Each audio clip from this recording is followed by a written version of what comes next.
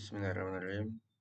Eh, Pada kesempatan ini, saya akan melanjutkan video presentase dari tugas Technopreneurship, yaitu dari buku Dasar-Dasar Kewirausahaan pada bab 7 dan 8.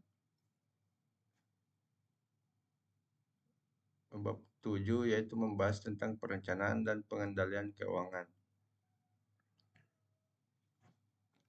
Perencanaan dan pengendalian keuangan yang melibatkan proyeksi berdasarkan standar dan pengembangan dari umpan balik dan proses penyelesaian untuk memperbaiki presentasi kerja.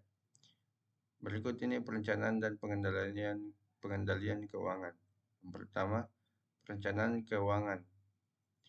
Perencanaan keuangan pada dasarnya meliputi penjualan, laba dan aktiva yang berdasarkan pada alternatif, strategi produksi dan pemasaran menentukan kebutuhan pendanaannya. Di bawah ini ada beberapa perencanaan keuangan. Yang pertama, menganalisis pendanaan dan pilihan investasi yang terbuka bagi perusahaan. Memproyeksikan konsekuensi masa yang akan datang akibat keputusan saat ini untuk menghadiri hal-hal yang tidak terduga dan hubungan antara keputusan saat ini dan masa yang akan datang. Yang ketiga, menentukan alternatif yang akan dipilih. Yang keempat, mengukur hasil selanjutnya terhadap tujuan dan perencanaan keuangan. 2. Pengendalian biaya. Menurut Mulyawan, mengatakan pengendalian biaya pada umumnya mencakup 3 fungsi manajemen, yaitu fungsi planning, fungsi organizing, fungsi controlling. Fungsi planning melalui penetapan sasaran dan penyusunan rencana. Fungsi organizing pada tingkat operasional. Fungsi controlling melalui evaluasi terhadap tujuan yang telah dicapai.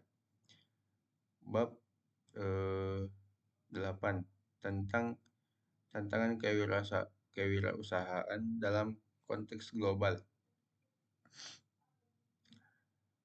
Pengertian kewirausahaan global yaitu salah satu indikator kesuksesan bisnis adalah ketika bisnis tersebut telah dikenal secara luas, tidak hanya di lingkungan lokal, tetapi juga telah mampu mengembangkan bisnisnya secara internasional.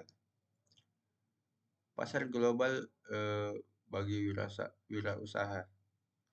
Terdapat beberapa alasan mengapa seorang wirausaha memutuskan untuk memperluas bisnisnya ke pasar global.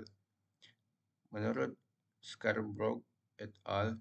2009, kesuksesan berbisnis di pasar global dapat membawa sejumlah manfaat berikut, yaitu mengimbangi penurunan penjualan dalam pasar domestik, meningkatkan penjualan dan laba, memperpanjang daur hidup produk, mengurangi biaya manufaktur, menurunkan biaya produk. C. Selanjutnya yaitu tantangan global kewirausahaan. Ada beberapa tantangannya, yaitu pertama, tantangan pengangguran. Pengangguran merupakan masalah yang tiada ujungnya dan menjadi salah satu masalah yang mendasar dalam bangunan perekonomian. Tantangan kedua yaitu tantangan tanggung jawab sosial. Wirausaha yang unggul merasa bertanggung jawab secara pribadi atas hasil usaha yang dia lakukan. Tantangan kemajuan teknologi.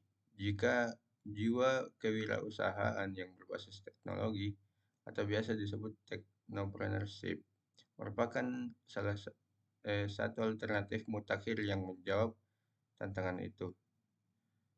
Yang keempat, tantangan gaya hidup dan kecenderungannya. Para wirausaha adalah orang-orang yang mempunyai kemampuan melihat dan menilai kesempatan berbisnis.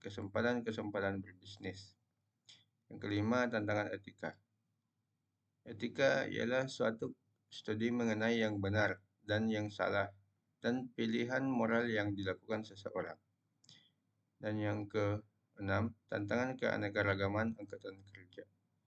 Secara umum dan singkat, tipe kepribadian manusia menurut psikolog dari Amerika yang terkenal dengan J.L. Holland eh, dapat dibedakan menjadi 6, yaitu pertama tipe kepribadian konvensional, ada tipe kepribadian sosial, ada tipe kepribadian investigatif, ada eh, tipe kepribadian artistik, eh, kelima ada tipe kepribadian realistik, dan keenam ada kepribadian pengusaha. Ada selanjutnya yang ketujuh, tantangan pertumbuhan penduduk. Pertumbuhan penduduk dapat menimbulkan dampak yang sangat luas, apalagi jika pertumbuhan penduduk yang terjadi di Indonesia yang cenderung berdampak negatif. Hal ini disebabkan karena pertumbuhan penduduk yang terjadi tidak diimbangi oleh saran dan prasarana yang memadai.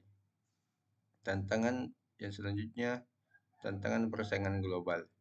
Sumber daya manusia atau SDM adalah salah satu faktor kunci dalam persaingan global, yakni bagaimana menciptakan SDM yang berkualitas dan memiliki keterampilan serta berdaya saing tinggi dengan persaingan global yang selama ini kita abaikan. Eh, Pengaruh iptek terhadap peningkatan SDM Indonesia khususnya dalam persaingan global eh, meliputi berbagai aspek dan merubah segenap tatanan masyarakat. Ada yaitu sebagai berikut. Pertama, dampak yang ditimbulkan oleh teknologi dalam era globalisasi. Dua, aspek ekonomi. Dan yang ketiga, aspek sosial budaya. Mungkin itu saja yang bisa saya sampaikan pada kesempatan kali ini. Sekian, wassalamualaikum warahmatullahi wabarakatuh.